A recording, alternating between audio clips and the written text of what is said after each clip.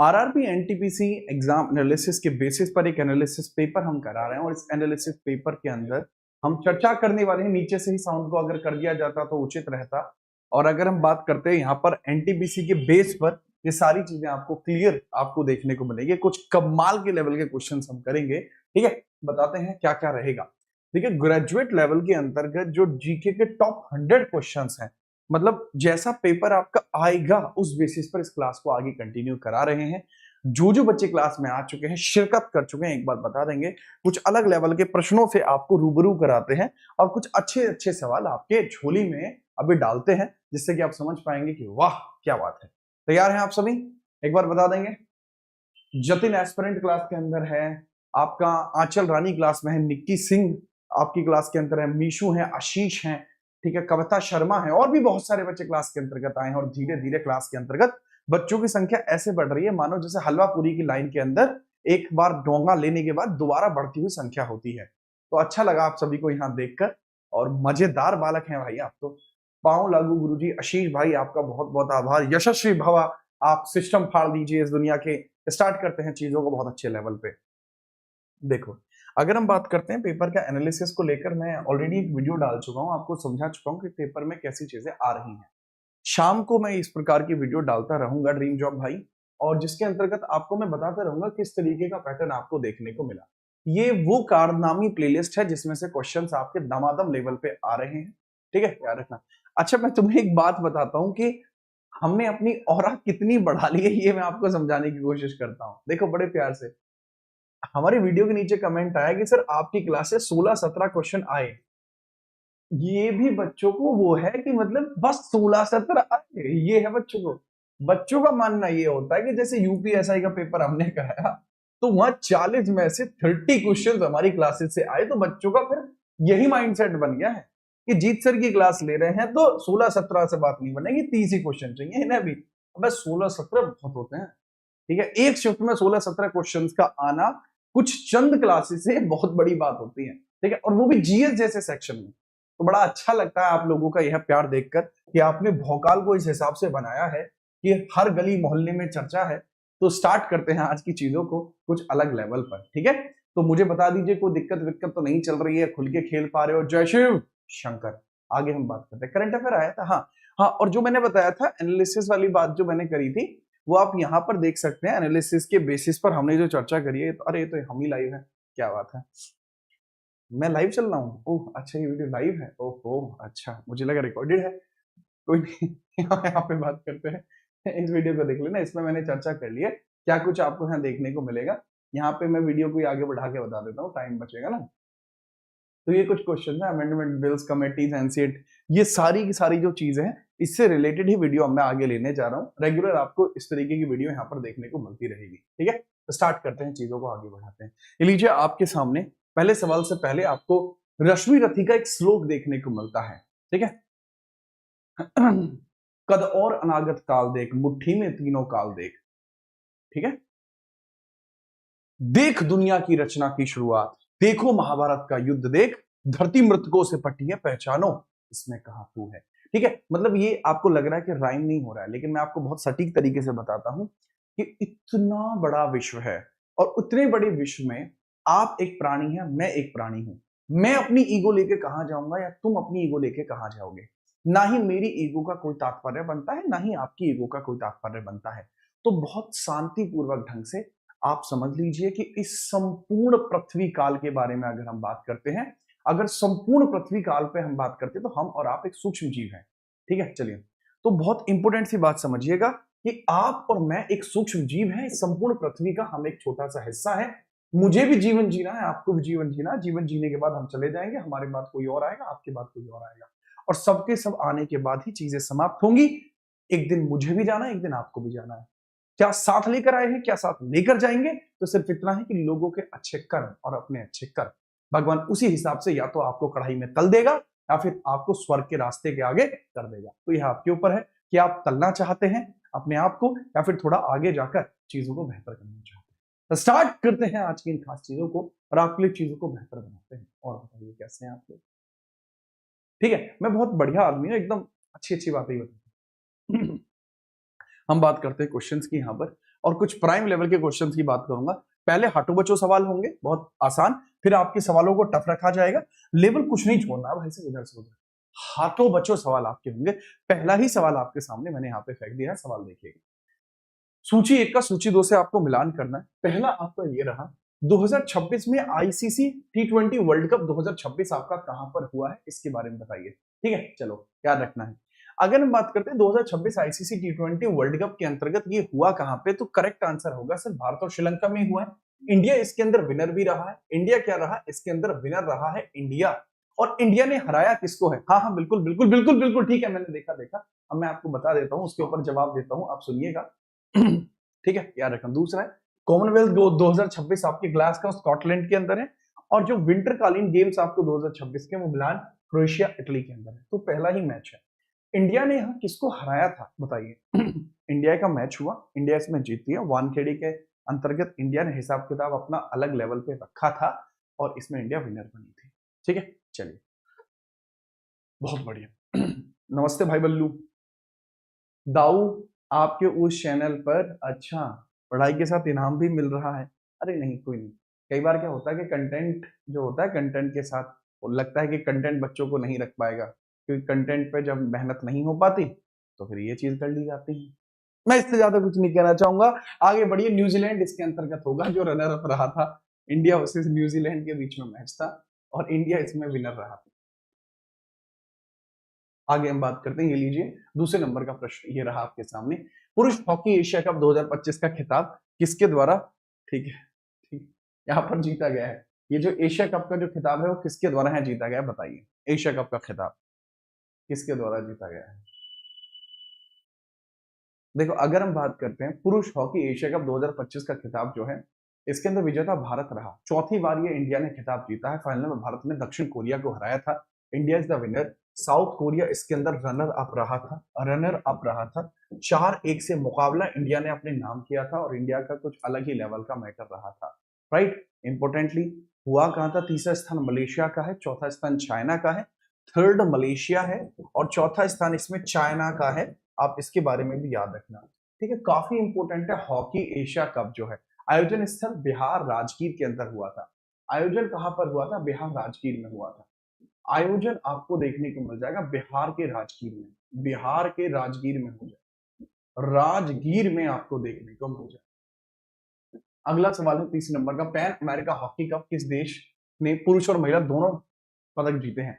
Pan American जो hockey cup है किसके द्वारा जीता गया है? सर जो पैन अमेरिकन है अर्जेंटीना ने जीता है, और अर्जेंटीना ने अमेरिका को सिर्फ हराया नहीं है, घुमा घुमा के हराया है। ये समझ रहे हैं, 10-0 से जीता है अर्जेंटीना। वॉन द कप, इन्होंने 10-0 से जीता है। और यूएसए इसमें रनर अप रहा था, यूएसए इसमें रनर अप रहा था। घुमा घुमा के मारा है इन्होंने यूएसए को, याद रखना। महिला वर्ग में अर्जेंटीना ने अमेरिका को फिर हराया। महिला में भी इन्होंने ही जीता है, महिला में 3-0 से है, और महिला में भी रनर अप आपका कौन है? अमेरिका ही इसमें भी रनर अप है। तो बहुत बुरी हार इनको मिली है। आयोजन स्थल कहा? उरुग्वे में हुआ था, मोंटेनेग्रो उरुग्वे में हुआ था।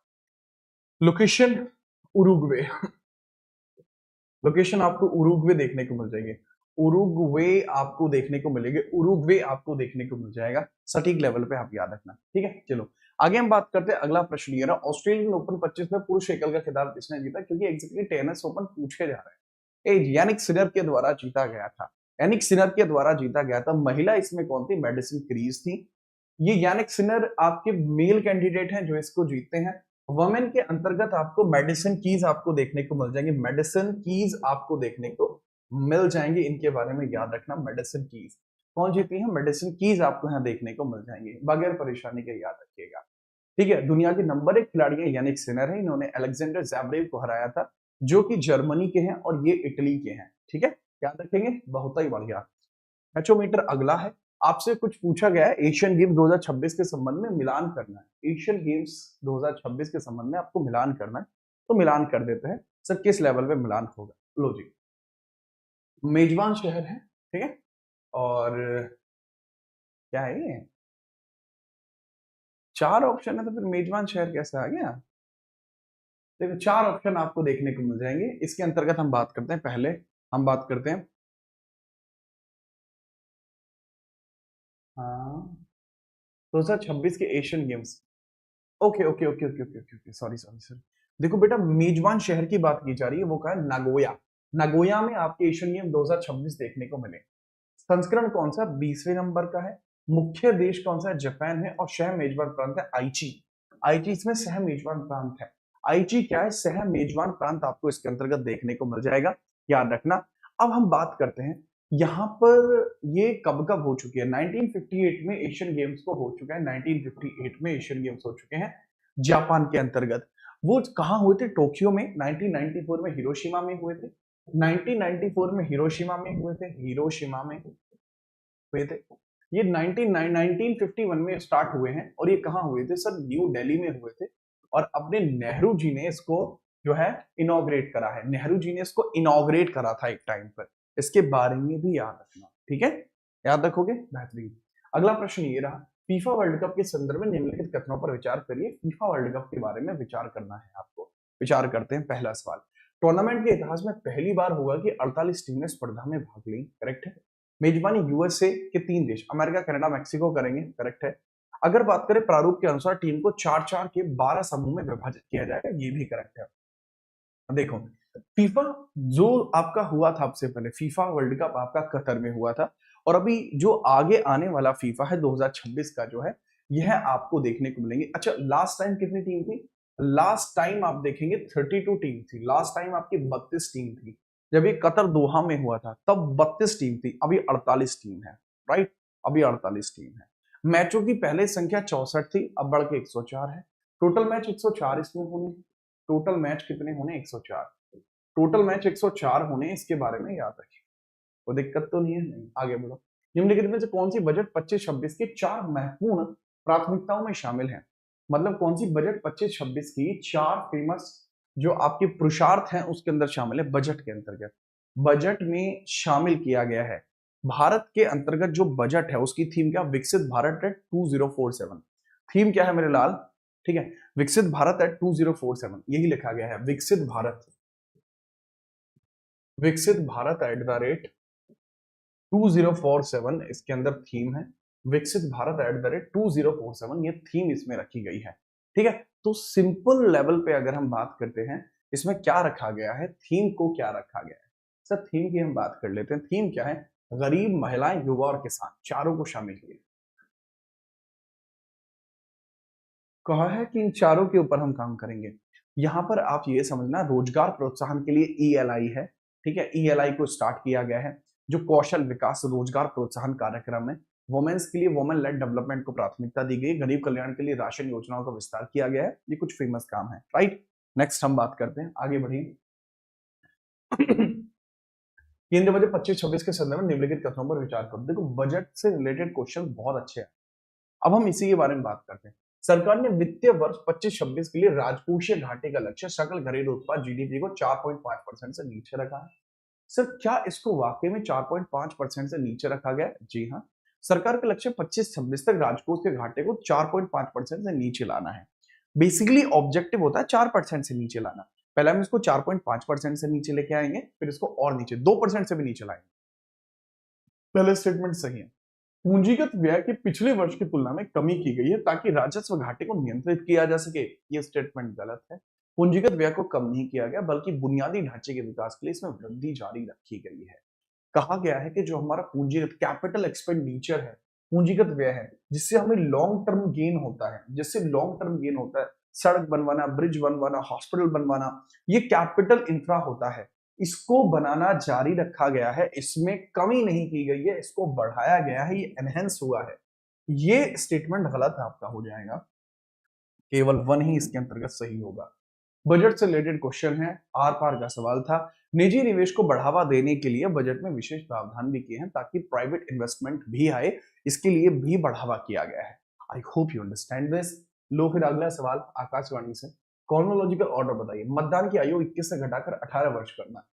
ये देखो यार, मुझे मुझे अपनी तारीफें नहीं करनी है, बट बावजूद इसके मेरा आपसे विनम्र निवेदन है कि इस क्लास को यार आप अपने दोस्तों को जरूर दिखाओ, ताकि वो देख पाए कि इस सवालों को ऐसे भी बनाया जा सकता है। मैं आपको दोबारा बताता हूँ, हम सवाल कॉपी नहीं करते, हमसे लोग कॉपी करते हैं, वो बात अलग है।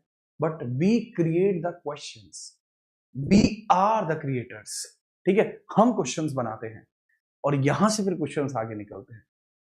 क्लास के अंतर्गत जब भी मैं स्पेशल क्लास करा रहा होता हूं, उसमें कोई क्वेश्चन आपका रिपीटेड नहीं होता, सबके सब नए चकाचक सवाल आते हैं। ठीक है, याद रखना। तो हम बात करते हैं इसके अंतर्गत, सवाल है आपका धुआंधार, मतदान के अंतर्गत पूछा जा रहा है, मतदान की आयु 21 से घट के 18 वर्ष होती है, यह कब किया गया? मतदान की आयु को कब घटाया गया, इसके बारे में बात करते हैं। देखो, पहली बात यह किया जाता है 1989 में, और ये 61st CAA आपको देखने को मिला था। दल बदल विरोधी कानून 52nd में देखने को मिला था, 1985 में आपको देखने को मिला है, 10वीं अनुसूची है। पंचायती राज को संवैधानिक दर्जा 73rd CAA 1992 में आपका आता है। शिक्षा को मौलिक अधिकार बनाया गया 2003 के अंदर, 2002 के अंदर 86 CAA है। अब इसमें आप सीधा याद रख सकते हैं, पहले 85 फिर 89, यानी 2134, 2134 करेक्ट आंसर ये लिखे मेरे यार। ठीक है, चलिए आगे हम बात करते हैं। अगला प्रश्न ये रहा, केशवानंद भारती का मामला 1973 के संदर्भ में निम्नलिखित कथनों पर विचार करिए। केशवानंद भारती का केस है, इस पे आपको करना है विचार। किस पे? केशवानंद भारती के केस पर विचार करना है, विचार कर लीजिए। सही सटीक जवाबों की बात करेंगे। सर्वोच्च न्यायालय ने निर्धारित किया कि संसद संविधान के किसी भी हिस्से में संशोधन कर सकती है। कमाल की बात है, सही बात है। केशवानंद भारती के अंतर्गत ये कहा गया था कि जो प्रियम्बल है, ठीक है, चलिए, जो प्रियम्बल आपको देखने को मिलती है, प्रियम्बल में अमेंडमेंट संभव है। Preamble is a subject of amendment. Preamble क्या? Preamble is subject of amendment. Amendment ये पहली बार कब कहा गया है? सर्वोच्च ने केशवानंद भारती के अंतर्गत ही कहा गया था कि प्रियम्बल में आप संशोधन कर सकते हैं, जो कि सही है। प्रियम्बल में आप संशोधन कर सकते हैं, जो कि सही है। दूसरा है, मूल संरचना का सिद्धांत प्रतिपादित हुआ, बेसिक स्ट्रक्चर यही आया। इसने 24वें संविधान संशोधन की वैधता को खारिज कर दिया, यह गलत है। देखो, 24वां संविधान संशोधन 1971 में ही आपको देखने को मिलता है। 24वां संविधान संशोधन 1971 में ही आपको देखने को मिलता है, इसको खारिज नहीं किया गया। याद रखना, इसको खारिज नहीं किया, कोई समस्या नहीं है। बट हाँ, केशवानंद भारती के मामले में जो डिसीजन 1967 में दिया गया था गोलकनाथ के केस में, उसको पलट दिया गया। तो बी स्टेटमेंट इसमें सटीक होगा, ये गलत है। ये आपका बी स्टेटमेंट इसमें सटीक है। बट बात आती है 24वें संविधान संशोधन में क्या था। 24वें संविधान संशोधन में भी जो बेसिक स्ट्रक्चर है उसके ऊपर ही चर्चा की गई थी। कहा गया था कि संविधान को व्याख्या करने की जिम्मेदारी सुप्रीम कोर्ट की है, ना कि सरकार। उसको जारी रखा गया था। अगला सवाल, दिल्ली को एनसीटी का दर्जा कब मिला? दिल्ली को नेशनल कैपिटल टेरिटरी का दर्जा कब मिला?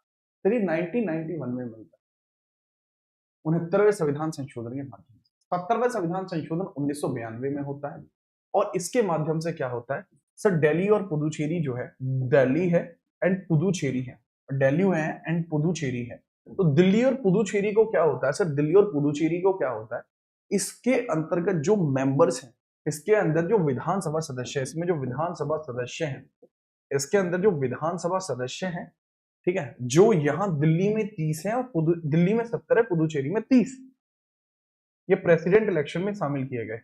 ये प्रेसिडेंट इलेक्शन में शामिल किए गए, ये राष्ट्रपति मंडल में शामिल हुए हैं, राष्ट्रपति निर्वाचन मंडल में शामिल हुए, निर्वाचन मंडल में शामिल होते हैं, मंडल में शामिल, ये राष्ट्रपति के निर्वाचन मंडल में होते हैं आपके शामिल। इसके बारे में रखेंगे आप लोग याद। ठीक है, चलो आगे हम बात करते हैं। अगला प्रश्न ये रहा, पंचायती राज संस्थाओं को संवैधानिक दर्जा 73वें संविधान संशोधन के माध्यम से मिलता है। ये 1992 का एक्ट है। लागू कब होता है? 24 अप्रैल 1993, 24 अप्रैल 1993 में लागू होता है। बट यही अगर म्युनिसिपैलिटी की बात आ जाती कि सर म्युनिसिपैलिटी होगी तो क्या होगा, तब मामला बदल जाएगा म्युनिसिपैलिटी के लिए। ठीक है, याद रखना, अगर म्युनिसिपैलिटी होती, नगर पंचायत होती, नगर पंचायत होती तो पूरा मामला उलटफेर हो जाता, क्योंकि नगर पंचायत के लिए 74वां संविधान संशोधन है, 1992 ही है, बट ये लागू कब होता है? 1 जून 1993 में। इसमें सबसे नीचे लेवल कहाँ होता है? नगर पंचायत, ब्लॉक परिषद और जिला पंचायत। यहां जो होता है, यहां आपको देखने को मिलता है नगर पालिका, नगर परिषद एंड नगर निगम। ये तीन तीन लेवल आपको दोनों में देखने को मिलते हैं, इसके बारे में याद रखें। कोई समस्या? कोई समस्या नहीं दूर दूर तक। ईडब्ल्यूएस को 10% का आरक्षण कब दिया गया? सर ईडब्ल्यूएस को 10% का आरक्षण 103वें संविधान संशोधन के माध्यम से मिलता है। जो 103वां संविधान संशोधन है वो ईडब्ल्यूएस को दर्जा दिलाता है। 2019 से लागू है। 16 के 15 के 5 और 16 के 5 में इसमें पॉइंट किए जाते हैं। सर इसी के बेसिस में 2019 में आपका ये आता है 103वां संविधान संशोधन। इसमें 15 और 16 जो आर्टिकल्स हैं, आर्टिकल 15 का 5, 16 का 5 ये इसके अंतर्गत अमेंडेड किए गए हैं। 15 का 5 और 16 का 5 इसमें अमेंडेड किए गए, नए बनाए गए हैं। आरक्षण की सीमा 50% के अतिरिक्त है। क्या ये अंडर 50% है? नो, ये अंडर 50% नहीं है। एफिरेट मेरे लाल अंडर 50 नहीं है सर, ये बियॉन्ड 50% है। ये बियॉन्ड 50% है। मतलब की बात ये हुई कि यह 50% से बाहर का हिस्सा है। ठीक है, याद रखना 50% से बाहर का हिस्सा है।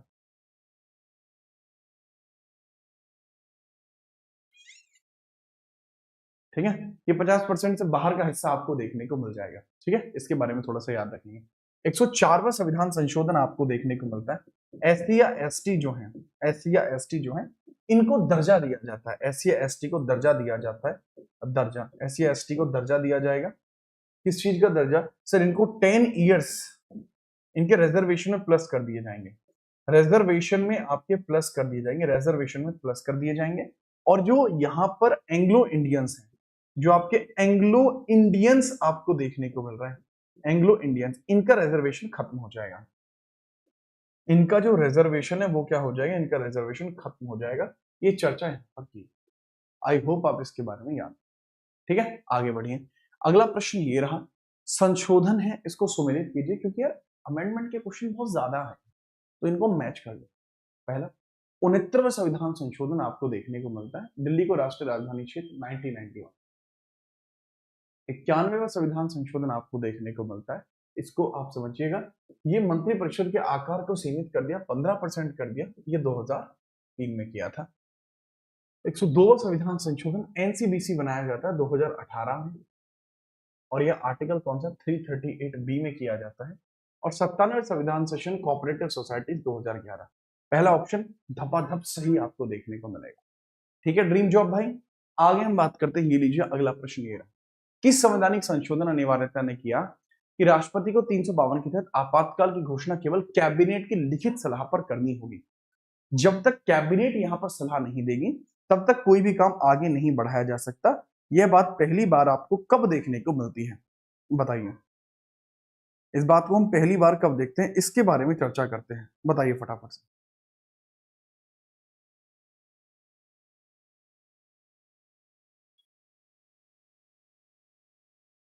इसके अंतर्गत मुझे नहीं लगता कि आपको कोई समस्या रही होगी। फटाफट से इसके अंतर्गत आप बताएंगे क्या आंसर इसमें होना चाहिए।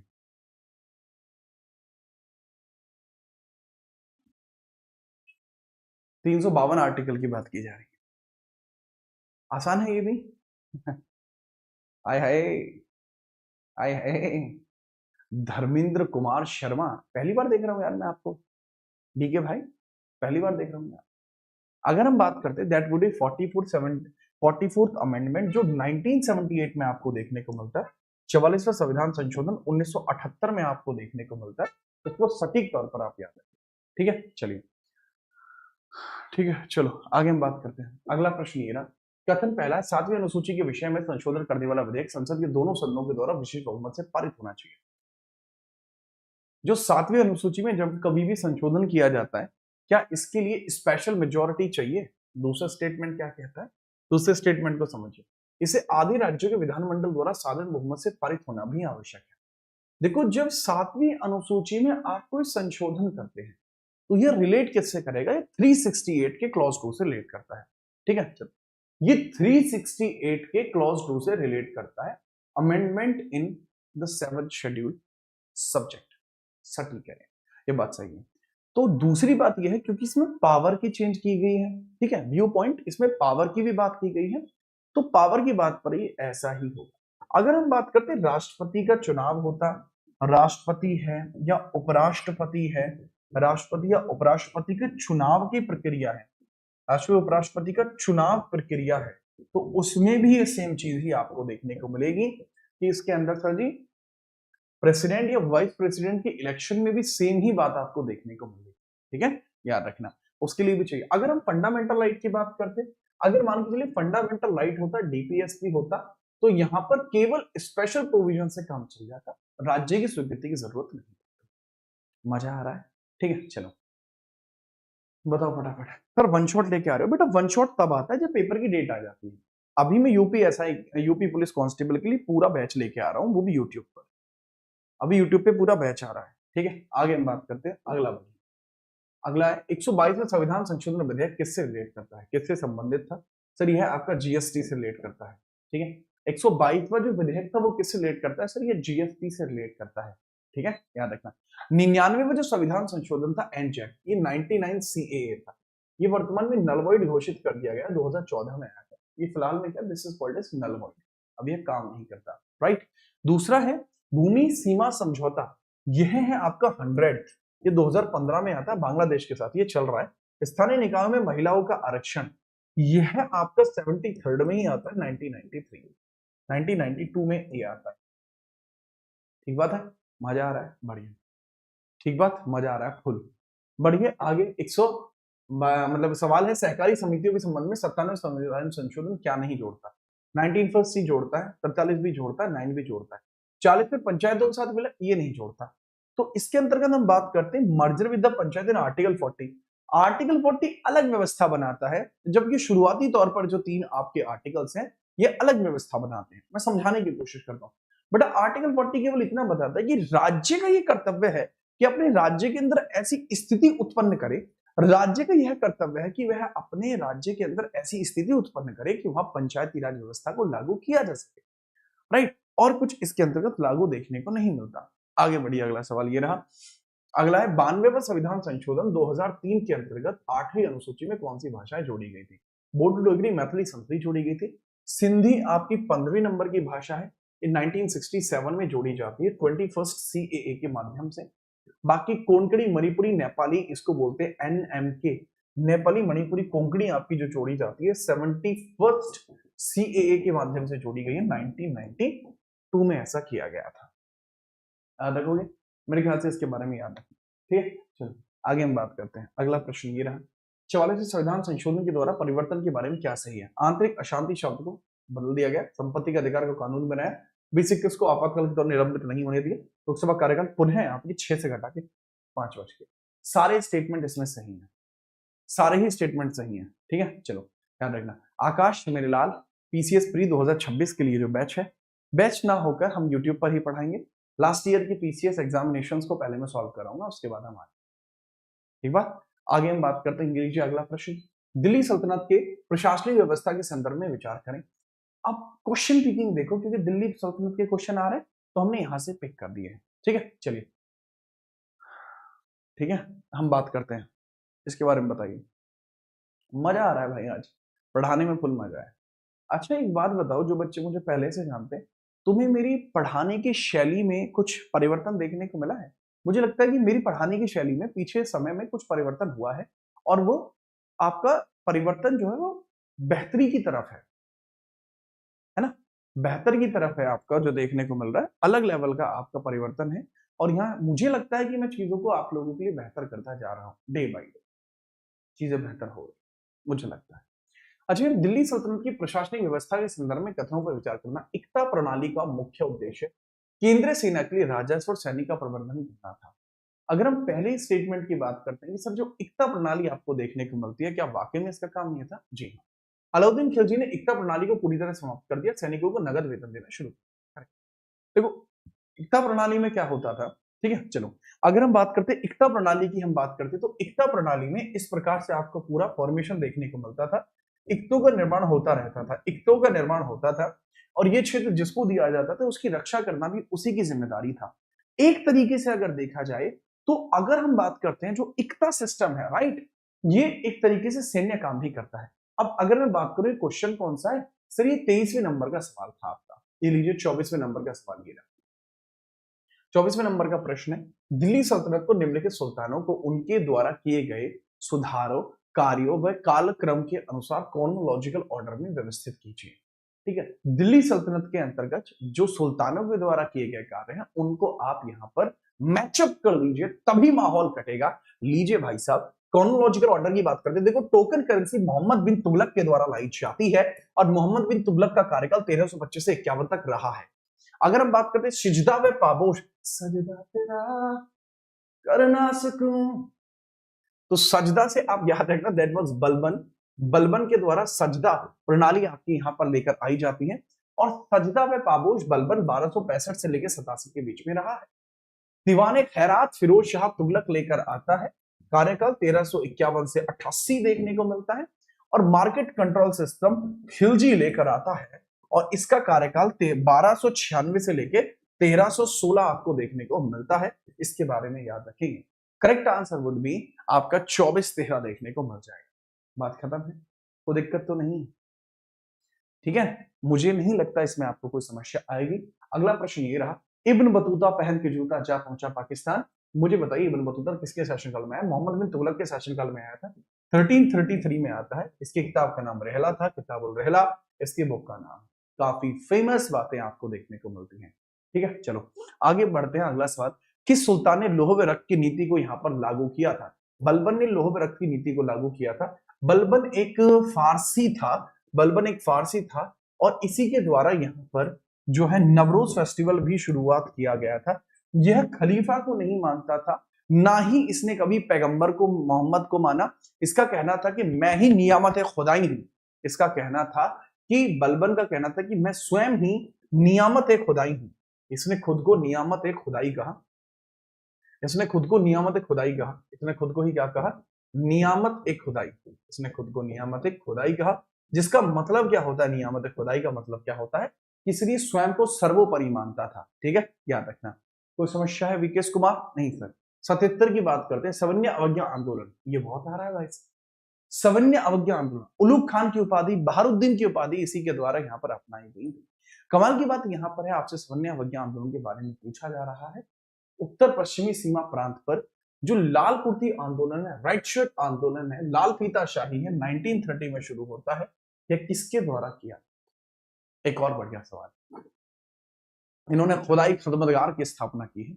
इन्हें पाश्तून नामक पत्रिका भी निकाली थी। इनकी एक पत्रिका भी आती है, नाम है खान अब्दुल गफ्फार खान। इनकी एक पत्रिका भी आती है जिसका नाम है पाश्तून। इनकी एक पत्रिका थी, जिस पत्रिका यानी मैगजीन थी इनकी, और मैगजीन का नाम क्या था? मैगजीन का नाम था पाश्तून। मैगजीन का नाम ही पाश्तून है, पाश्तून। पाश्तून इनकी मैगजीन का नाम है। पाश्तून क्या है? मैगजीन का नाम है। फ्रंटियर गांधी इनको बोलते हैं।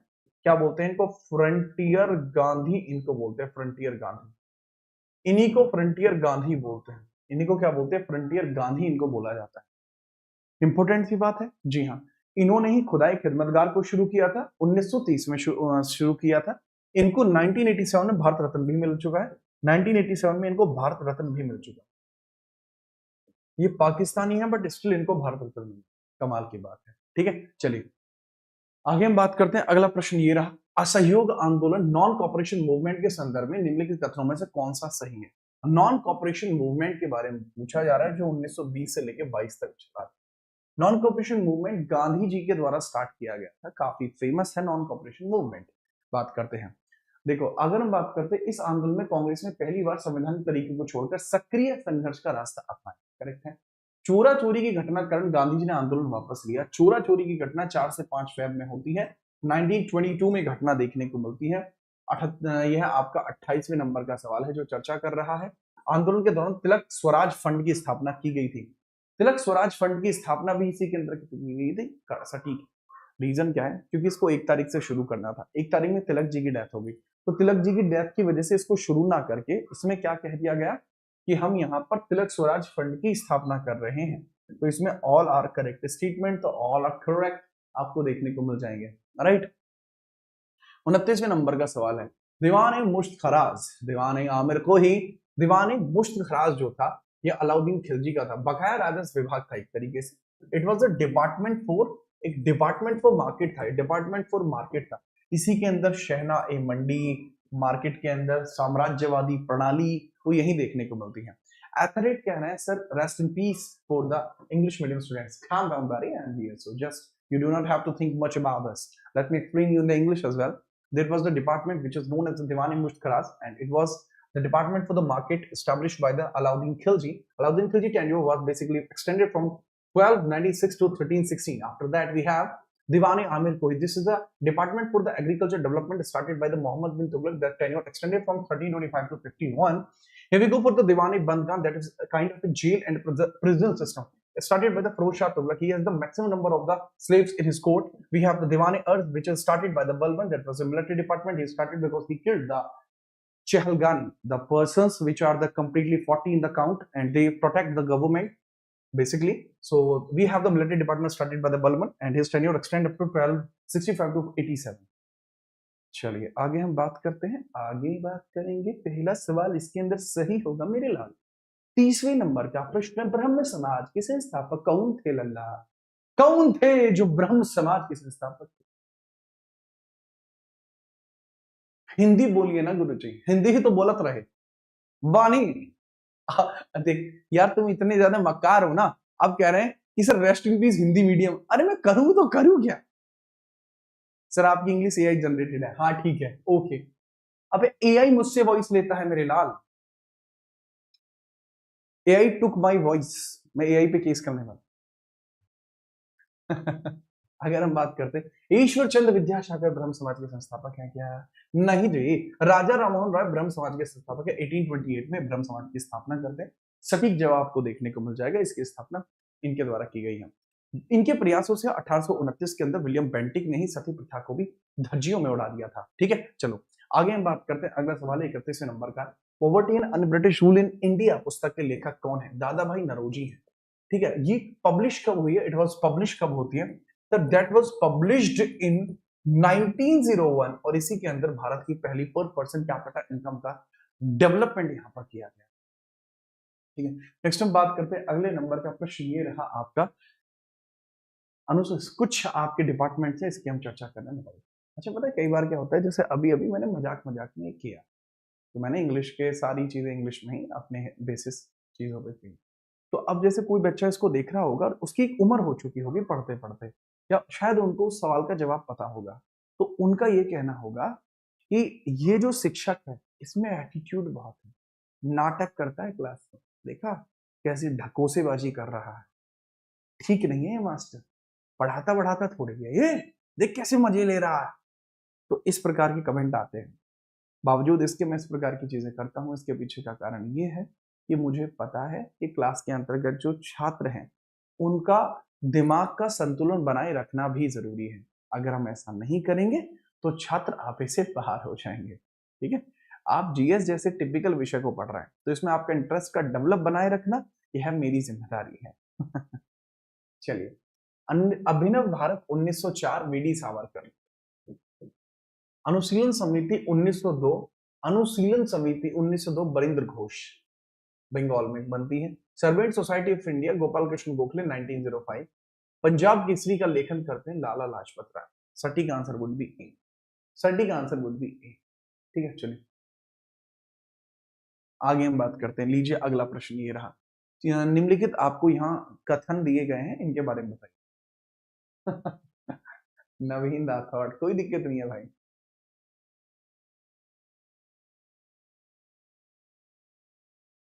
हम बात करते हैं, लो चंपारण सत्याग्रह 1917 है भाई साहब, कौन सा 1917 सही हो।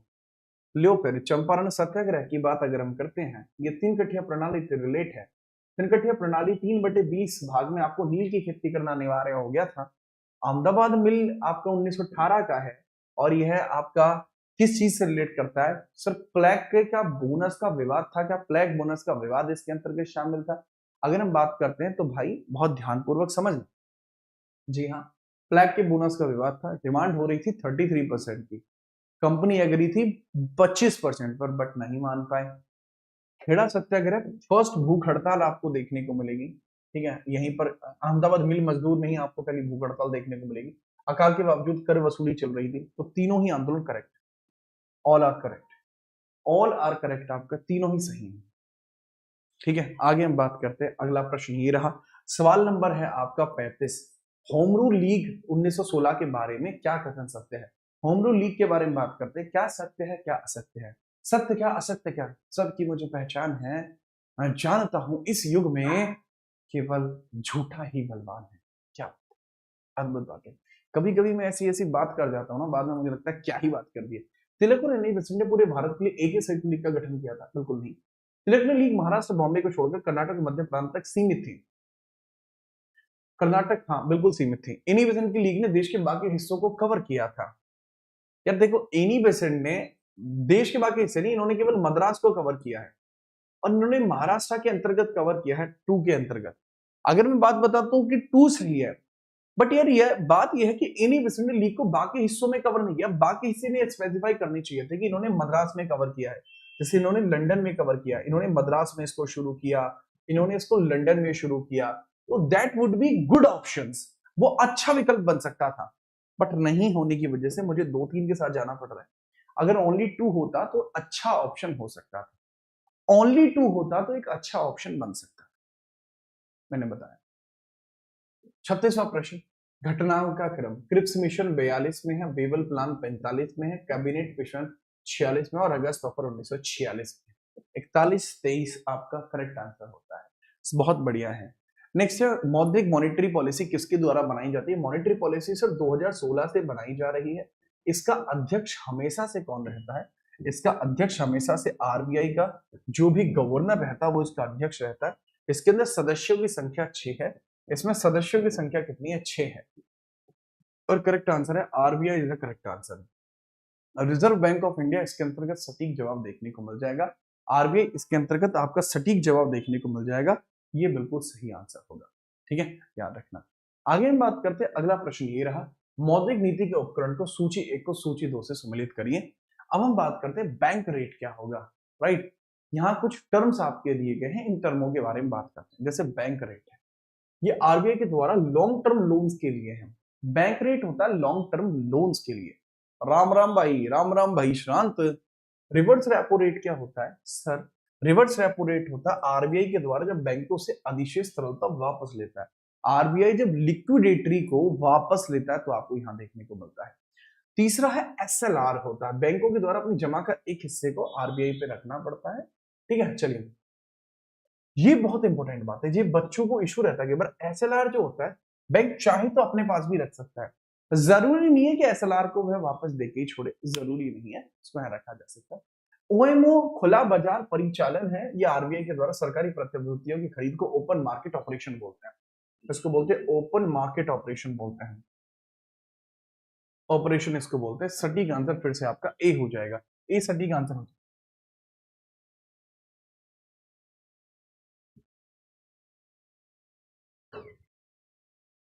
ठीक है, चलो, एक बच्चा कह रहा है ऐड बंद करा दो। भाई बहुत जल्दी मैं ऐड बंद करा दूंगा, टेंशन फ्री रहना।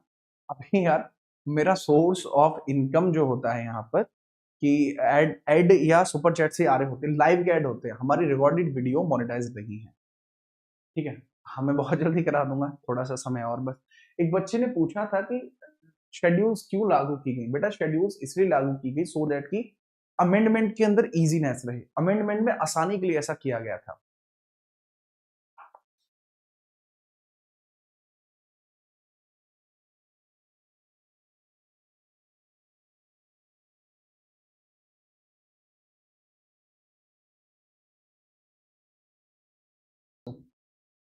ठीक है सर, नेट तो आधे ही चले जाता है, ऐसा आर्मी लवर का कहना है। तो क्यों लगाते हो नेट की एमबीओ को उनसे बात करने में? कभी तो करिए क्लासेस को अपने भविष्य को बेहतर करने में। क्या अच्छा डायलॉग मारा है मैंने। आगे हम बात करते हैं, कोई दिक्कत नहीं है। अरे देवशीन मेरे लाल, डट जा, क्या हो गया, किसने छेड़ दिया देवशीन को? आगे बढ़ते हैं। वह दर जिस पर आरबीआई वाणिज्यिक बैंकों को शॉर्ट टर्म लोन देता है वो रेपो रेट होता है। आरबीआई जब छोटा लोन देता है तो वो रेपो रेट आपका कहलाता है। देवा रे देवा, चलो रे। इसके अंदर हम बात करते हैं 39वें क्वेश्चन के बारे में। वर्ल्ड बैंक का सबसे बड़ा, विश्व का सबसे बड़ा रिवराइन आइसलैंड आपका ब्रह्मपुत्र रिवर पे है। सबसे छोटा जो द्वीप है वो भी आपको ब्रह्मपुत्र नदी पर ही देखने को मिलेगा। सबसे जो छोटा द्वीप है वो भी आपको ब्रह्मपुत्र रिवर पे ही देखने को मिलेगा।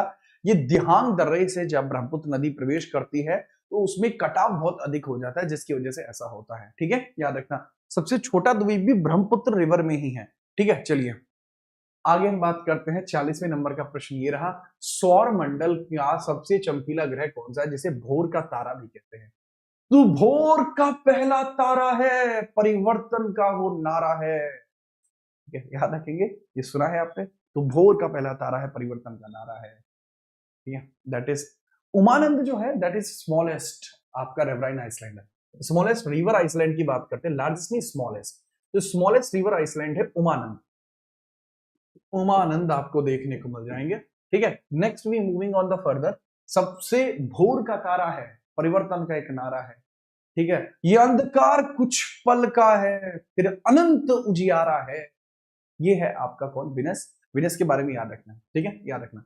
और जो मेरी बहन है, मेरी सिस्टर है, उसका नाम भी विनस है। ठीक है तो मुझे तो ऐसे भी याद रहता है। ठीक है, इसके बारे में आप याद रखना।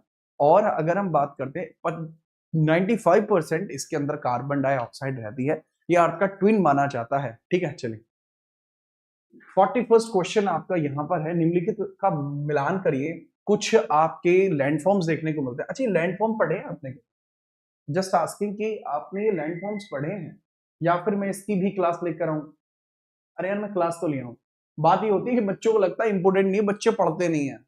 ठीक है, बच्चों को ये लगता है कि क्लास इंपोर्टेंट नहीं है। अरे राणा साहब जब क्लास करा रहे तो इंपोर्टेंट ही हो गए ना मेरे लाल, तो समझने का। ठीक है, अब इसके बारे में आप मुझे बताएंगे करेक्ट आंसर क्या होना चाहिए। तो करेक्ट आंसर है बेटा, मशरूम रॉक जो क्रिएट होते हैं वो आपके विंड से क्रिएट होते हैं। मशरूम रॉक कैसे होते हैं? जब वायु का अपर्दन आता है, राइट। अगर हम बात करते हैं जब वायु का अपर्दन आता है, तो वायु के अपर्दन के चलते जो आपको देखने को मिलते हैं, यह आपको ऐसे देखने को मिल जाता है। ये मशरूम रॉक्स आपके ऐसे क्रिएट होते हैं, बहुत बड़ी सी स्ट्रक्चर होती है। ये जमीन है और इसमें हवा के और पानी के कटाव से मशरूम रॉक बन जाते हैं, मेजरली विंड की वजह से बनते हैं। इनको बोला जाता है एरोस्प्लाइन बोलते हैं, इसको एरोस्प्लाइन बोलते हैं, right. This is known as aerospline. दूसरा होता है स्टैग्मालाइट होता है। स्टैग्मालाइट आपको दूसरा देखने को मिलता है, ये चूना पत्थर की गुफाओं में टपकने का पानी जो होता है, ग्राउंड वाटर डिपोजिशन जो होता है। मैं आपको बताऊं, चूना पत्थर की कोई गुफा है, अब तुम मेरी कलाकारी देखोगे, ये देख बेटा केव है, ये क्या है? केव है रे। ये चूना पत्थर की केव है। यहाँ से ये छत में, पता है क्या, छत में क्या हो रखे, इस तरीके से पानी लग रखा है। यहाँ कई बार टप टप टप टप होने की वजह से यहाँ पे इस तरीके से करके ऐसे बलुए से बन जाते हैं। देखे ना, इसके ऊपर ऐसे ये बलुए से जो बन जाते हैं, इसको क्या बोलते हैं? दैट इज नोन एज स्टैग्मालाइट बोलते हैं इसको, राइट। मोरेन क्या होता है? मोरेन, मोरेन के बारे में अगर हम बात करते हैं, व्हाट इज मोरेन? मोरेन जो होते हैं एक प्रकार से कटाव होते हैं, मतलब ग्लेशियर के द्वारा छोड़े गया जो मलबा होता है वो मोरेन होता है। जो ग्लेशियर डिपोजिट होता है उसको मोरेन बोलते हैं। और स्टैक की बात करते हैं, स्टैक आपको क्या देखने को मिलता है? स्टैक जो चीज आपको देखने को मिलती है, ये मेहराब से टूटने से बचे हुए खंडनुमा अवशेष होते हैं। समुद्र का मेहराब टूटा, जो खंडनुमा अवशेष बचे उनको स्टैक बोलते हैं। ठीक है, याद रखना। बात खत्म, पहला ही ऑप्शन करेक्ट है इसमें। मशरूम रॉक ये हो जाएगा। जो स्टैग्मालाइट होते हैं भूमिगत जल से बनते हैं, और आगे जो मोरेन है वो ग्लेशियर से बनते हैं, और जो स्टैक होते हैं वो समुद्री लहरों से बनते हैं। बात खत्म है। ठीक है, याद रखना। टिप टिप बरसा पानी, पानी ने आग लगा दी। ठीक है, बहुत बढ़िया। आगे हम बात करते हैं, कोई छोटी बात नहीं, 42वें सवाल की बात करते हैं। बेटा बहुत ही अलग बात है, कॉरियोलिस, यार ये बोला नहीं जाता मुझसे। कॉरियोलिस फोर्स की हम बात कर रहे हैं। कॉरियोलिस फोर्स के बारे में बताइए, कॉरियोलिस फोर्स क्या है? ये पृथ्वी के घूर्णन के कारण उत्पन्न होता है। जी हाँ, कॉरियोलिस फोर्स पृथ्वी के घूर्णन के कारण उत्पन्न होता है। इसी की वजह से जो इस तरीके से इसके अंतर्गत उत्तरी गोलार्ध में हवाओं को दाईं ओर विक्षेपित करता है, दक्षिण गोलार्ध में बाईं ओर विक्षेपित करता है। तो मैंने इसके लिए याद रख रखा है, एस टर्म याद रखना है। मैंने याद रखना ना, कॉरियोलिस फोर्स एस पे लगता है। एस पे लगता है तो एस से आप भी इसके स्ट्रक्चर को बना पाओगे कि नहीं? अबे लाइक भी कर दो क्लास को। बना पाओगे नहीं बना पाओगे? बना पाओगे नहीं बना पाओगे? बना पाओगे, बढ़िया। तो अगर हम इसी के अंतर्गत बात करते हैं, बेटा इक्वेटर पे होता है मिनिमम, इसीलिए इक्वेटर पे होती है गर्मी, इक्वेटर पे नहीं चलती हवा। पोल्स पे होता है खतरनाक तरीके से, पोल्स पे होता है हैवी, इसी वजह से पोल्स के ऊपर होता है ठंडा वातावरण। कॉरियोलिस फोर्स की वजह से ही होता है। ठीक है, याद रखना। तो करेक्ट लेवल है आपका कि सटीक जवाब पहला और दूसरा ही होगा, केवल पहला और दूसरा ही सही है, तीसरा स्टेटमेंट इसमें गलत है। जो बच्चे का प्री हो गया मेंस के लिए, तो मेंस के लिए तो आपका एक ही चैनल जो कि ये जीता ना जी। मेंस के लिए आप यहीं से तैयारी करेंगे क्योंकि प्राइम लेवल कंटेंट आपका आगे बढ़ो। ठीक है, ले भाई देवशील, निम्नलिखित में से कौन सा युग्म सही से सुमेलित है? बताइए। चिन्नुक, पोएम, हमीश, लू। ये पूछा है स्थानीय पावन और क्षेत्र के नाम पूछे हैं, इसमें हम बात करते हैं क्या क्या सही है। देखो लू चलती है नॉर्थ इंडिया में। अच्छा हम बात करते हैं, एक तो होता है एल नीना, एल होता है एल नीना, और एक होता है लानीनो। एल नीना लानीनो, बाढ़ का कारण क्या बनता है, लानीनो या एल नीना। बाढ़ का कारण पैसिफिक ओशियन से उठने वाली आपकी आर्द्र हवाएं होती। चिनुक की बात करते हैं, जो चिनुक आपको जो देखने को मिला, चिनुक कहाँ पे मेरे लाल, जो चिनुक है ये आपको देखने को मिलता है, स्नो वाटर इसको कहा जाता है। सर्दियों में बर्फ का पिघलना ही चिनुक कहलाता है। सर्दियों में बर्फ का पिघलना चिनुक कहलाता है। रॉकी माउंटेन्स यूएसए में। पॉइंट जो होते हैं, पॉइंट आप समझना, अंगूर की खेती के लिए जरूरी होती है, तापमान बढ़ा देती है, हल्की सी हवा होती है पॉइंट। ठीक है, ये यूरोप में होती है। अंगूर की खेती के लिए पॉइंट जरूरी है। ठीक है, पॉइंट जरूरी है। ठीक है, चलो दूसरा है खामिश, जो खमशिन आपको देखने को मिलता है। खमशिन क्या होती है, देखो अगर हम खमशिन की बात करते हैं, खमशिन आपको क्या देखने को मिलती है सर। खमशिन आपकी एक लू जैसी ही एक हवा होती है जो सहारा मरुस्थल में चलती है। सबसे बड़ा मरुस्थल सहारा इजिप्ट में है। लू उत्तर भारत में चलती है, नॉर्थ इंडिया। सारे ही सही है इसमें। ठीक है, ग्वालियर से प्रणाम यहाँ पर आता हुआ। अगर हम बात करते हैं, ला लीनो बाढ़ का कारण बनती है और एल नीनो सूखा का कारण बनती है। इनके बारे में याद रखना थोड़ा सा। ठीक है, ये भी जरूरी है। थोड़ा ज्योग्राफी को भी थोड़ा ध्यान दे लिया करो। ऐसा नहीं है ज्योग्राफी नहीं पढ़ोगे तो मैं पिटोगे किसी दिन। अब बताओ, कंप्यूटर का सवाल पूछ लिया, बताओ अच्छे अच्छे बच्चों की यहाँ पार्किंग लग जा रही है और बच्चे यहाँ कंप्यूटर का सवाल नहीं कर पा रहे हैं। सुष्मिता अभी रुको जरा, अभी कहाँ जा रहे हैं, अभी तो सवालों का जखीरा आना बाकी है, जगीरा। इसके बारे में हम बात करते हैं। आपके सामने सवाल पूछा गया करने लेवल का। रजिस्टर्स क्या होते हैं, रजिस्टर्स और सीपीयू के भीतर स्थिर सबसे तेज मेमोरी होती है। हटो बच्चों, शू रजिस्टर। शैश मेमोरी जो होती है अस्थिर होती है, सीपीयू रैम के बीच में काम करती है। सीपीयू के डेटा को रैम में, रैम के डेटा को सीपीयू में ये इंटरचेंज करती रहती है। रैम आपको जो देखने को मिलती है ये मुख्य मेमोरी होती है, काम चलो भंडार होता है। हार्ड डिस्क सबसे धीमी गति की होती है, लेकिन क्षमता इसकी बहुत अधिक हो सकती है। ठीक है, चलिए आगे हम बात करते हैं। करेक्ट आंसर ये रहा। अच्छा, एक जैसे बच्चा है, एक बच्चा कह रहा है कि उस वाली किताब से कर लो, तो तुम काहे नहीं कर रहे। इन बच्चों को काहे बता रहे हो, बच्चे तो कर लेंगे भैया। आप कर लीजिए ना उस किताब से, आप काहे नहीं कर रहे, आप यहाँ काहे आए हैं। हाँ, कह रहे सब लोग और कर लो, लाभ लो सभी। ओफो, आप ही हो। डट जा। यशु बॉस कह रहे सर मैं आपका स्टूडेंट यशवंत, यशवंत मनीलाल कैसे हो तुम। आगे हम बात करते हैं, आगे बढ़िए अगला सवाल है। डेटा स्टोरेज की इकाइयों को बढ़ता क्रम क्या होगा, गीगाबाइट, टेराबाइट, पेटाबाइट और एक्साबाइट आपको देखने को मिल जाएगा। यानी 42 13 होगा, 42 13 आपको देखने को मिलता है। एक्साबाइट सबसे बड़ा, इनमें एक्साबाइट सबसे बड़ा है।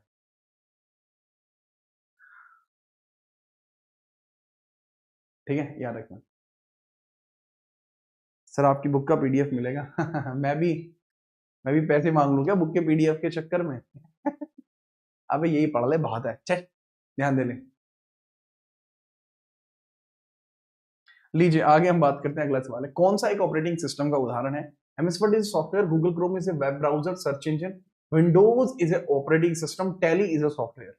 नेक्स्ट है, इंटरनेट प्रोटोकॉल के संदर्भ में विचार करिए। कमाल की बात है, ये जो प्रश्न है मेरे लाल, ये आपका यूपीएसआई में आ गया था।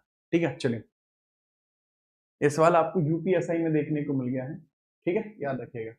बट मैंने सोचा क्योंकि यूपीएसआई का तो क्यों ना इसको मैं यहां भी करा दूं, क्या है, अच्छा आदमी हूं, करा देता हूं, कोई दिक्कत नहीं है। अब बात बताइए इसके अंतर्गत क्या होगा। सर आईपीवी 4 जो होता है 32 बिट का होता है, जबकि आईपीवी 6 128 बिट का होता है। कमाल की बात है। देखो अगर हम बात करते हैं, पूछा कौन सा है, उपरोक्त में से कौन सा कथन गलत है। अभी बेटा अभी हंस जाते तुम गलती से, अभी मैं हंसा देता तुमसे। बेटा IPv4 का पता 32 बिट ही होता है, IPv6 का 128 बिट होता है, ये करेक्ट है। हाइपर टेक्स्ट ट्रांसफर प्रोटोकॉल एक सुरक्षित प्रोटोकॉल है, क्योंकि ये सुरक्षित नहीं है। सुरक्षित होती है HTTPS, सुरक्षित है, ये सुरक्षित नहीं। TCP डेटा को सुरक्षित हस्तांतरण की गारंटी देता है, ये करेक्ट है। ये दोनों तो करेक्ट है, बट ये रॉन्ग है। पूछा है कि रॉन्ग कौन सा है, कौन सा गलत है, तो ओनली 2 इसके अंदर का सही जवाब।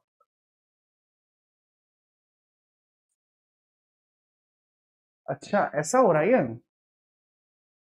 तो देवहीन इस हिसाब से अगर मैं देखूं, तो क्या मेरे पास ऐसे करके लाख रुपए आ सकते हैं देवशीन।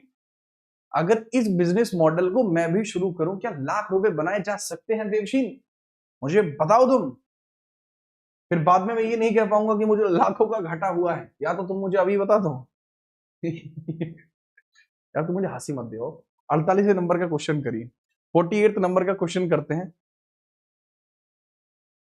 48 नंबर का क्वेश्चन करते हैं, बताइए जरा। ठीक है, अगर हम 48 नंबर के क्वेश्चन को देखते हैं, पूछा है कि श्रमश्री योजना यदि वेस्ट बंगाल के द्वारा शुरू की गई है। श्रमश्री योजना वेस्ट बंगाल के द्वारा शुरू की जाती है, it was started by the West Bengal. ठीक है, चलिए तो ठीक है, ये जो योजना है इसको 19 अगस्त 2025 में आपका शुरू किया गया था, क्योंकि जहां तक मुझे याद है अलीगढ़ के एक लड़के ने जो मेरे नोट्स बेचे थे, ठीक है याद रखना, अलीगढ़ के लड़के ने जो मेरे नोट्स बेचे थे विदाउट माय परमिशन, उन्होंने 9,000 कॉपियां बेची थी, 9,000 कॉपीज बेची थी, और वो भी बेची थी उन्होंने सिर्फ पॉलिटी की। ठीक है, क्योंकि मैं पहले पॉलिटी ही मेजर जो है पढ़ा रहा होता था सबकी, ठीक है। तो 9,000 कॉपीज की बेची थी, फिर तो जीएस हो जाए, क्या बात है। ठीक है, चला आगे हम बात करते हैं, वेस्ट बंगाल की हम बात करते हैं, ये श्रमश्री योजना है महिला। ठीक है, आगे हम बात करते हैं, अगला प्रश्न ये रहा 49वें नंबर का, किस राज्य सरकार ने राशन की दुकान के माध्यम से मुफ्त उत्तम चावल योजना शुरू करी है। मुफ्त उत्तम चावल योजना यहाँ पर शुरू करी है, तेलंगाना के द्वारा शुरू की गई है। तेलंगाना सर, तेलंगाना सर, ये पीडीएस के थ्रू आपकी आती है, पब्लिक डिस्ट्रीब्यूशन सिस्टम के अंतर्गत आती है। ठीक है, चलो याद रखना। आगे हम बात करते हैं, अगला प्रश्न ये रहा, म्यांमार में भूकंप की तबाही के समय भारत की ने उन वहां से अपने लोगों को निकालने के लिए जिस योजना की शुरुआत करी है, उस योजना का नाम क्या है। ब्रह्मदेव उसका नाम है, ऑपरेशन ब्रह्मा।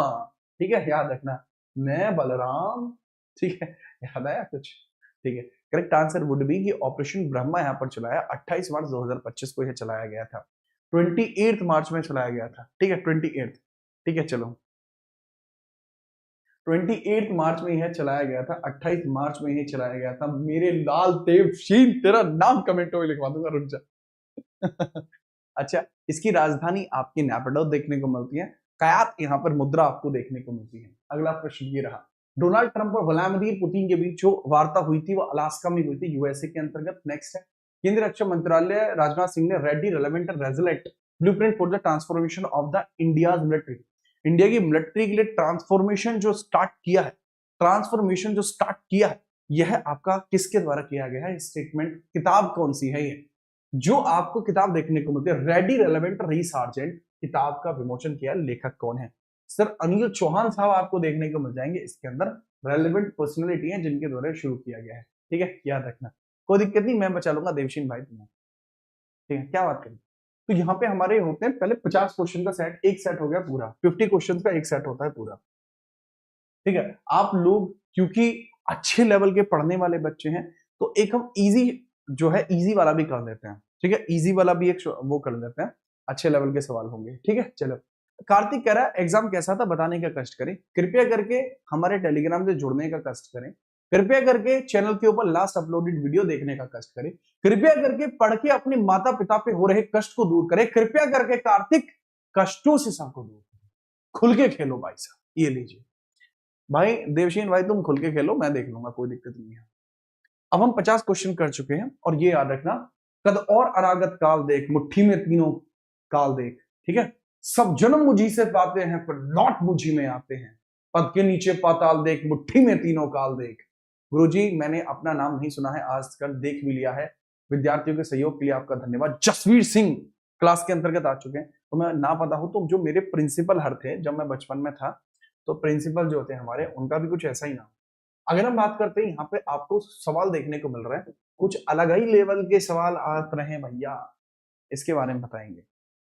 ठीक है, चलिए अगर हम बात करते हैं, निम्नलिखित में से किस संविधान संशोधन अधिनियम ने प्रावधान किया कि राष्ट्रपति मंत्रिपरिषद की सलाह को पुनर्विचार के लिए एक बार वापस भेज सकता है, लेकिन पुनर्विचार के बाद दी गई सलाह मानने के लिए वह बाध्य हो जाए। बता, अगर राष्ट्रपति के अंतर्गत हम बात करते हैं, ये कह दिया था कि मेरे लाल अगर एक बार बात बिगड़ गई ना, फिर दिक्कत में आ जाओगे। ये बात यहाँ पर कहाँ कही गई है, इसके बारे में आप मुझे जरूर बताएंगे, और सवाल का जो सही जवाब है वो भी आप मुझे जरूर बताएंगे। अच्छा आदमी होने के नाते आप इसके अंतर्गत सारी चीजों को सटीक तौर पर बताते चलेंगे। कोई दिक्कत तो नहीं है? नहीं सर, कोई भी दिक्कत नहीं, बहुत बढ़िया मेरे लाल। ये सवाल मैं ऑलरेडी पढ़ा चुका हूं अगर देखा जाए तो।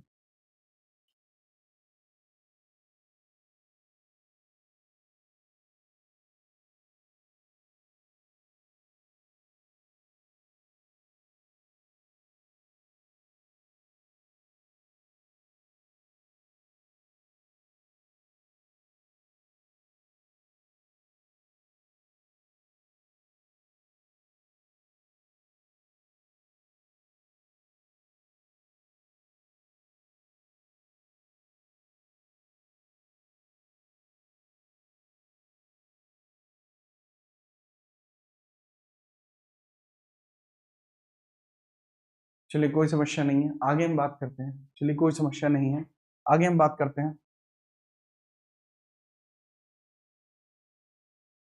ठीक है, चलिए क्वेश्चंस की हम बात कर लेते हैं। जो सवाल आपसे पूछा गया है सटीक लेवल पे बात करेंगे। जो सवाल क्या था देखते हैं। पूछा है कि पुनर्विचार के लिए वापस भेजा जा सकता है, सलाह के लिए कौन बाध्य होगा, कौन बाध्य नहीं होगा। हम इसकी बात करें तो करेक्ट आंसर की हम बात करते हैं। करेक्ट आंसर क्या होना चाहिए? सही जवाब है इसका तो है 24वां संविधान संशोधन। 24वां संविधान संशोधन जो 1971 में आपको देखने को मिलता है। इधर 44th अमेंडमेंट की अगर मैं बात करता हूं, यह 1978 है। इसके अंतर्गत क्या किया गया था? इसको समाप्त कर दिया गया था इसी के अंतर्गत। ठीक है, याद रखना सबको किया गया था, बट ये वाला प्रोविजन बचा हुआ था आपका। ठीक है, याद रखना ये इंपॉर्टेंट है। इसी को मिनी कॉन्स्टिट्यूशन भी कहा जाता है क्योंकि इसके अंदर सबसे ज्यादा आपका डेवलपमेंट हुआ है। ठीक है, याद रखना। आगे हम बात करते हैं, ये आप सवाल का जवाब बताएंगे, बढ़िया है। अगर हम बात करते हैं सवाल क्या है, बात को सुनिए। ये अमेंडमेंट के कुछ टॉप लेवल क्वेश्चंस आपको देखने को मिल रहे हैं। पूछा है कि गोलकनाथ बनाम पंजाब राज्य वाद में सर्वोच्च न्यायालय के निर्णय के प्रभाव को शून्य करने के लिए संसद के द्वारा कौन सा संविधान संशोधन अधिनियम पारित किया गया, जिसने स्पष्ट किया कि संसद अनुच्छेद 368 के तहत मौलिक अधिकार सहित संविधान के किसी भी हिस्से में संशोधन कर सकता है। यह स्टेटमेंट कब पारित होता है? सर, अगर राष्ट्रपति किसी बिल को पारित ना करे, उसे अपने पास रख ले, उसको क्या बोलते हैं? उसको पॉकेट वीटो बोलते हैं। ये बहुत इंपॉर्टेंट केसेस के अंतर्गत ही लगता है। ये सवाल अच्छा है मेरे लाल, यह सवाल आपका बेहतरीन आपको देखने को मिल जाए। बात बताते हैं क्या इसके अंतर्गत आंसर क्या होगा। ठीक है, याद रखो। सर, यह जो किया जाता है इसके बारे में हम ध्यान से बात करते हैं तो मेजरली बच्चों का कहना है कि सर इसके अंतर्गत बात की जा रही है कि डी आंसर होगा। एक बार हम बात करते हैं, पुनः एक बार इसको देखें सो दैट कि आपको इसके बारे में जानकारी अच्छी है। सवाल बहुत जरूरी है। ठीक है, बताइए।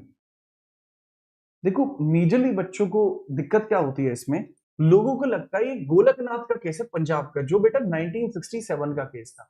और यही केस 24वें संविधान संशोधन का आधार बनता 1971 का। ये मेरे लल्ला, यह आपका केशवानंदा भारती का केस नहीं है। थोड़ी बुद्धि का प्रयोग करो। This is not the case related to the Kesavananda Bharati. ये केस आपका जो डायरेक्टली रिलेट करता है, ये रिलेट करता है आपके गोलकनाथ जी से। तो 24वें संविधान संशोधन के माध्यम से ये किया गया था कि 368 के तहत मौलिक अधिकारों के सहित संविधान के किसी भी हिस्से में संशोधन कर सकती है। बट इसकी शक्ति को यहाँ पर लिमिटेड भी कर दिया गया था। ठीक है, याद रखिए। आगे चल के इस फैसले को पलटा गया। आगे चल के इस फैसले में किसी ने पलटा मार दिया। पलटा समझते हो? करछी पलटा। पलटा मारा किसने? सर 1973 के केशवानंद भारती के केस ने। करेक्ट आंसर इसमें ए होगा। आगे बढ़िए। 39वां संविधान संशोधन 1975 में इसमें कहा गया था कि राष्ट्रपति, राष्ट्रपति व पीएम व और वाइस प्रेसिडेंट व इनके चुनाव से रिलेटेड कोई भी मुद्दा आपका जस्टिकेबल नहीं है, यह मुद्दा जस्टिकेबल नहीं है, जस्टिफाई नहीं हो सकता। ठीक है, आगे हम बात करते हैं। अगला सवाल ये रहा। ये भी कुछ खतरनाक ही लेवल का सवाल है बेटा, अमेंडमेंट के सवाल है, हटो बचो। अच्छा, अमेंडमेंट की आपको पीडीएफ चाहिए, वो भी फ्री में? क्या आपको पीडीएफ चाहिए? मैं पीडीएफ डाल दूंगा। अभी क्या अपना बोर्ड जो है ना ये सही हो गया है, तो इसमें सारी पीडीएफ मिलती रहती है, प्लस अलग से भी आपको पीडीएफ मिल सकती है। सारी पीडीएफ एक ही बार में, हटो बचो प्रकार से। सवाल क्या है? 44वें संविधान संशोधन अधिनियम 1978 के संदर्भ में निम्नलिखित में से कौन सा कथन सत्य नहीं है पूछा है। स्टेटमेंट सही है। राष्ट्रीय आपातकाल के संदर्भ में आंतरिक अशांति शब्द को सशस्त्र विद्रोह से किया, ये सही है। संपत्ति के अधिकार को, ये भी सही है। 31 को और 91 एफ को इसमें पीछे भेज दिया था। 2021 को आपातकाल के दौरान निलंबित ना किए जाने, ये भी किया। इसने लोकसभा, राज्यसभा, विधानसभा कार्यकाल को 5 वर्ष से बढ़ाकर उल्टा किया था। इसने 6 वर्ष से घटाकर 5 वर्ष किया था। 6 से घटा के 5 इसमें कर दिया था। ठीक है, इसके बारे में याद रखेंगे। आगे बढ़ते हैं। चौथे नंबर का सवाल है जानी, चौथे नंबर का सवाल। देखो यार, मैं तुम्हें बताऊं, भोजपुरी भाषा बोलने में मजा तो आता है। ठीक है, पहले तो मुझे ये लगता था कि बीडी जलाले वाला जो गाना है वो भी भोजपुरी है, फिर बाद में मुझे पता लगा कि वो भोजपुरी नहीं है। ठीक है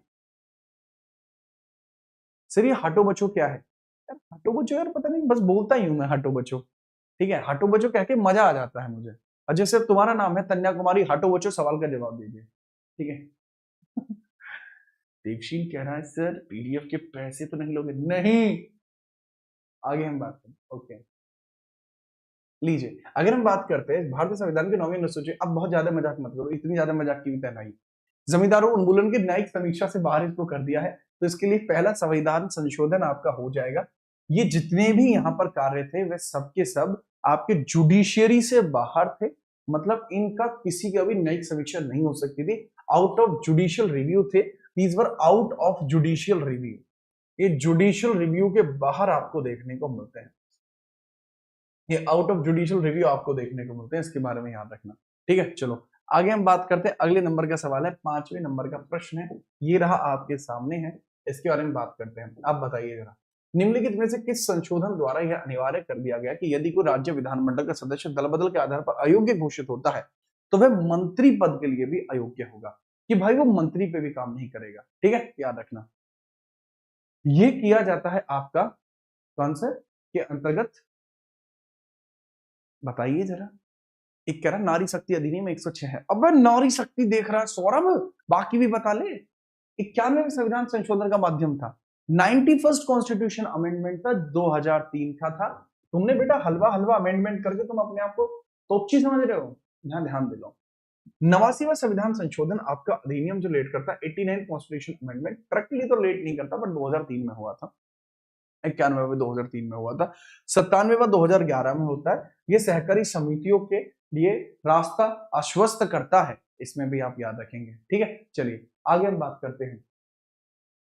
ठीक है, आगे हम बात करते हैं। 6वें नंबर का प्रश्न है, 100वां संविधान संशोधन अधिनियम की बात हम कर लेते हैं। 100वें संविधान संशोधन अधिनियम की बात कर लेते हैं।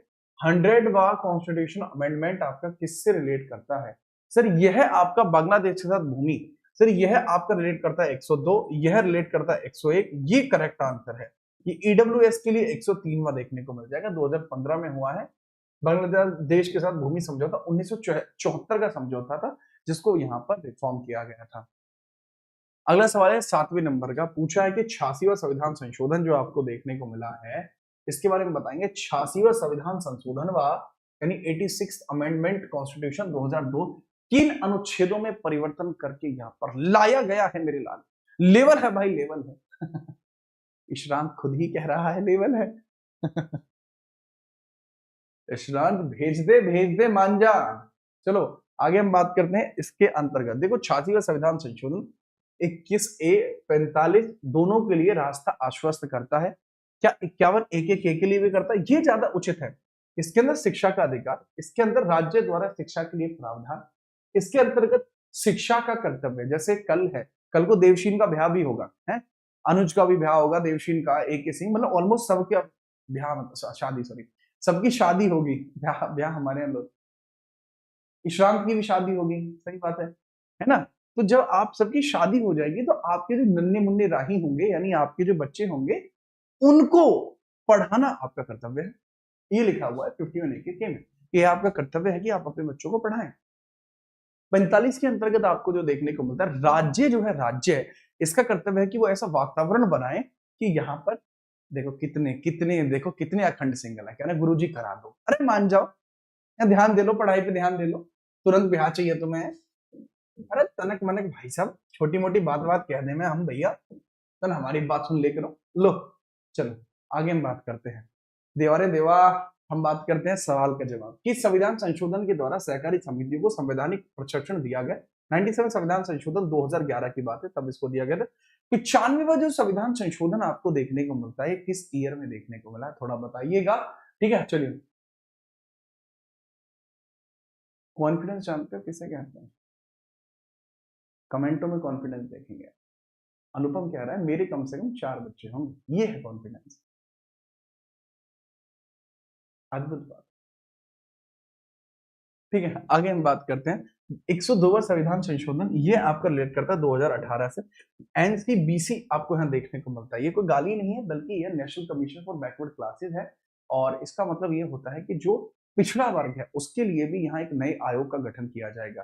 ठीक है, चलो याद रखेंगे। 99वां संविधान संशोधन 2014 से रिलेट करता है, इससे रिलेट एनजीए आपका बना था, नेशनल जुडिशियल अपॉइंटमेंट काउंसिल आपको देखने को मिलता है, यह भी कुछ सटीक ही है। ठीक है, चलो दल बदल के अंतर्गत जो कानून थे उनको और सशक्त कर दिया जाता है 95वें संविधान संशोधन के माध्यम से। ठीक है, चलो आगे हम बात करते हैं, अगला प्रश्न ये रहा 90 नंबर का सवाल है, एनजेक के बारे में बात कर रहा है। एनजेक को कब यहाँ पर स्टैब्लिश किया गया है? 99वें संविधान संशोधन के माध्यम से 2014 में, लेकिन अगर हम बात करते हैं 2015 में इसको नलीफाई कर दिया गया, नलीफाई कर दिया गया, यानी समाप्त कर दिया गया। पॉइंट आपको यहाँ ये देखने को मिल जाता है जिसमें आप समझेंगे कि एनजेक में सदस्य कितने थे। एनजेक में 6 सदस्य थे, 3 आपके कैबिनेट के थे, 3 आपके कैबिनेट के थे, 3 आपके जज थे, इसलिए इसको खत्म कर दिया गया। और जो 1993 से चली आ रही प्रथा थी जिसको कॉलेजियम सिस्टम कहा जाता है, उसको पुनः इसमें लागू कर दिया जाता है। 10वें नंबर का प्रश्न है दूसरे नंबर के सेट का, इसके बारे में भी आप मुझे बताएंगे, क्या ही सवाल कह दिया है कि देखो 104वें संविधान संशोधन अधिनियम 2019 के माध्यम से 2 मुख्य प्रावधान थे, वो क्या थे? 2 मेजर प्रावधान थे। पहला था जो हमें देखने को मिलते हैं, जिनको ये कहा जाता है, जो एंग्लो इंडियन सदस्य है, जो एंग्लो इंडियन समुदाय के हैं, इनको 10 वर्ष के लिए बढ़ाया नहीं, घटाया है मेरे लाल। एससी एसटी ओबीसी दोनों के आरक्षण को 10 वर्ष के लिए बढ़ाया। एससी एसटी लोकसभा में विधानसभा में आरक्षण को 10 वर्ष बढ़ाया, एंग्लो इंडियन समुदाय के नामांकन को समाप्त कर। जी हाँ, यह आपका आर्टिकल 331 में था, एंग्लो इंडियन सदस्य को हटाया जाना, याद रखना। ठीक है, कोई समस्या है? ठीक है सर, बिहार सब इंस्पेक्टर का रिजल्ट आया, उस पर कुछ बोलिए। मजा आ गया भाई, बोल दो और बताओ। बिहार का रिजल्ट एकदम अचानक से आया, जैसे बिहार के अंतर्गत आप एक्सपेक्ट कर सकते हैं कि बिहार में चीजें अचानक से ही होती हैं। कि बिहार में आप देखेंगे कि नीतीश जी है वो अचानक से राज्यसभा के मेंबर बन गए। बिहार में ऐसा भी होता है, बिहार में कि जैसे मान के चलिए आप सरकारी मास्टर लग गए, तो आपका अचानक से अपहरण भी हो सकता है। क्यों? फिर उसका आपका अपहरण करके आपका ब्याह करा देंगे। मजाक मान रहे हो? 3 केस पढ़ चुका हूं मैं ऐसे, कि बिहार के अंतर्गत शिक्षक बनने के बाद अपहरण, जबरन कराया, पुरुष का विवाह और दहेज में मिली गाड़ी। इस तरीके की चीजें आती हैं यार, ये गलत चीज है, समाज में बदलाव की जरूरत है। जैसे ये सवाल है आपका, ये बदलाव को दर्शाता है कि 60 से लेकर 62 वर्ष उम्र कर दी गई, एक बदलाव किया गया कि 62 वर्ष का आदमी भी काम कर, ये इसमें कहा गया। अब समझेंगे कि भाई निम्नलिखित में से किस संशोधन के द्वारा राज्य लोक सेवा आयोग और संयुक्त लोक सेवा आयोग के सदस्यों की सेवानिवृत्ति की आयु 60 से बढ़ाकर 62 वर्ष कर दी गई है? कब किया गया बताइए। ठीक है सर, ये 15वें संविधान संशोधन 1963 के माध्यम से की जाती है। ठीक है, 15वें संविधान संशोधन 1963 के अंतर्गत यह की जाती है, इसमें आप याद रखना 1963 के अंतर्गत। ठीक है, 39वें संविधान संशोधन 1975 में अगेन वही है कि राष्ट्रपति, उपराष्ट्रपति और प्रधानमंत्री के चुनाव के अंतर्गत ये नहीं होगा। ठीक है, चलो याद रखना। आगे हम बात करते हैं, अगला सवाल है 12वें नंबर का। अच्छा, जब मैं वो पढ़ाता हूँ एंशिएंट इंडिया, तो उसमें वैदिक काल है, कल मैं वैदिक काल ही पढ़ाऊंगा, वैसे मैं आपको बताऊं तो वैदिक काल में मैं टाइप ऑफ विवाह बताता हूँ। तो उसमें 5 प्रकार के मेजर विवाह है, वैसे तो 7 प्रकार के, पर 5 प्रकार के मेजर पढ़ाए जाते हैं, तो वो इसी बेसिस पर है। लेकिन उसमें बिहार वाला जो ये विवाह है ना, इसका उल्लेख ही नहीं है। 5 प्रकार के विवाह हैं कि महिला से जबरदस्ती विवाह कर लिया। ठीक है, इस तरीके की चीजें हैं थोड़ी सी, इसके बारे में आप मुझे बताएंगे। संविधान के 73वां जो भाग है ये आपका, इसके रिलेटेड आप थोड़ा सा बताएं। पंचायतों के अंदर संविधान के 73वें संविधान संशोधन के अनुसार किसी पंचायत को समय से पहले भंग कर दिया जाता है तो पंचायत का कार्यकाल कितना होगा? सर, शेष बची हुई अवधि के लिए ऐसा होगा, शेष बची हुई अवधि के लिए ऐसा होगा। ये काफी इंपोर्टेंट आपका अनाउंसमेंट है, यह शेष बची हुई अवधि के लिए होता है। ठीक है, अगले 6 महीने के लिए नहीं होता, वो फाइनलाइज होता है। ये तो 243 का कॉन्सेप्ट है ना। अगर नई पंचायत का गठन होता है वो शेष बची हुई अवधि के लिए होता है। ठीक है, चलिए याद रखना। मुझे बिहार बहुत पसंद है, मजाक से हटके तुम्हें बताऊं। आगे मैं बात करता हूँ, जब बेटा मैं मीटअप रखना शुरू करूंगा तो पहला मीटअप बिहार में ही रखूंगा। हल्के में ले रहे हो क्या? और तुम यही समझ रहे हो बिहार के लिए अलग से क्लासेज और शुरू कर रहा हूँ। 41st अमेंडमेंट होगा ना इसमें, 70-30 तो होगा, 41st क्यों होगा? असुर गंधर्व दैत्य राक्षस देव है। ठीक है, और आपका गंधर्व विवाह आजकल बहुत ट्रेंडिंग में है। ठीक है, याद रखना। अब बात करते हैं इसी के अंतर्गत 42वें संविधान संशोधन के द्वारा प्रस्तावना में जोड़े गए शब्द समाजवादी, पंथ निरपेक्ष और अखंडता। समाजवादी, धर्मनिरपेक्ष और अखंडता, यार पंथ निरपेक्ष होना चाहिए था, ये शब्द गलत है, इसको हिंदी करने की वजह से शब्द गलत हो गया है। समाजवादी, पथ निरपेक्ष और अखंडता इंग्लिश में सही, सोशल सेक्युलर इंटीग्रिटी पहला ही हो। ठीक है, चलो आगे हम बात करते हैं। लीजिए अगला सवाल।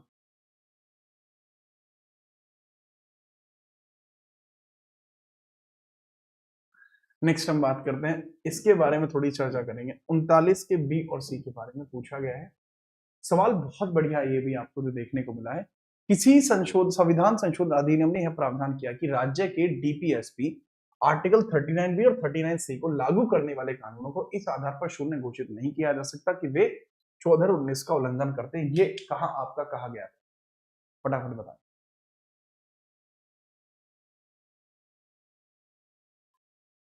कौन कौन से 5 विभाग हैं जानने के लिए देखेंगे आप, जानने के लिए देखेंगे आप कल की क्लास को। इसके अंतर्गत सही जवाब की बात करते हैं तो ये किस वर्ष में हुआ था ये भी आपको बताना पड़ेगा।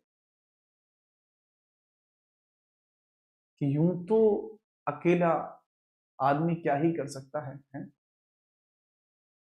75 में हुआ था, 1971, राइट। 1971 में आपको ये देखने को मिलता है एग्जैक्टली। ये 25वां संविधान संशोधन है, 1971 में हुआ। यार तुम ऐसे रुक रुक के कमेंट मत किया, ठीक है। चलो बहुत बढ़िया, क्या बात है। सर आपातकाल समाप्त करने का अंतिम अधिकार किसके पास है? संसद के पास है। राष्ट्रपति उद्घोषणा करेगा, संसद में उसका पारित होना जरूरी है, ठीक है। चलो सर लेखपाल के बैच की टाइमिंग बता दीजिए। बहुत बढ़िया, इस प्रश्न के बाद बताऊंगा, पहले इस प्रश्न को कराऊं। एनसीबीसी के लिए जो काम किया गया वो कब किया गया बताओ। सर 102वें संविधान संशोधन के माध्यम से एक नया डिपार्टमेंट बनाया गया, संविधान का दर्जा दिया गया, संविधान के किस आर्टिकल में वो शामिल किया गया? 338 बी और 342 ए, इन दोनों में ही शामिल इसको किया गया है। 342 ए के अंतर्गत उसकी लिस्टिंग दी गई है, लिस्टिंग दी गई है 342 ए में, राइट। हाँ जी। और ये जो आपकी क्लास है जो लेखपाल स्पेशल है, ठीक है यार, ये क्लास तो आपकी लाइक होनी चाहिए थी यार। ये गलत बात है कि तुम क्लास लाइक नहीं कर रहे। ये तो तुम्हें एकदम मेरा दिल चीर के देख तुम्हारा नाम होगा, तो ये नहीं, गलत बात है, तुम लाइक करनी चाहिए थी। अगर हम बात करते ये जो क्लास है ये लेखपाल के लिए, ये पेड वाला माल भी फ्री में है, ठीक है, याद रखना। किसी के कोल पीछे यारा दा तथास्तु बैच है, किसी के कोल, अच्छा है।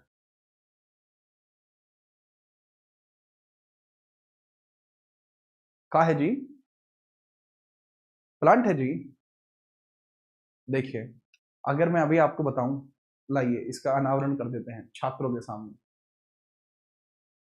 ओके ठीक है, अभी अभी क्या है, आज हमने एक नया प्लांट लिया था, ये अभी अभी जस्ट आया है, अभी डिलीवर हुआ है, तो बढ़िया लग रहा है। इसको क्या बोलते हैं? ब्रायोफाइटा, ठीक है। नाम तो मुझे नहीं पता है, बताया जाएगा अब। लिली, इसमें लिली लगेगी?